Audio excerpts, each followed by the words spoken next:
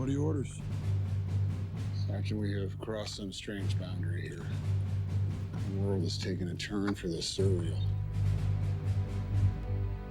Clearly, but the question still stands. What do you think? You don't want to know what I think. When you end up killing one of your men, you tell yourself it happened so you could save the lives of 2 or 3 or 10 others. Maybe 100 others. Do you know how many men I've lost under my command? How many?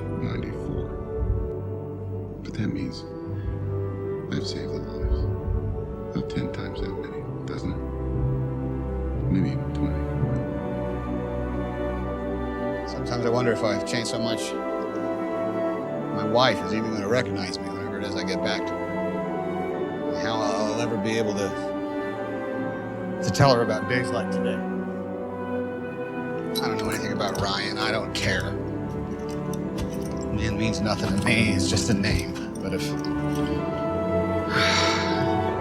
going to Ramel and finding him so he can go home, if that earns me the right to get back to my wife, well,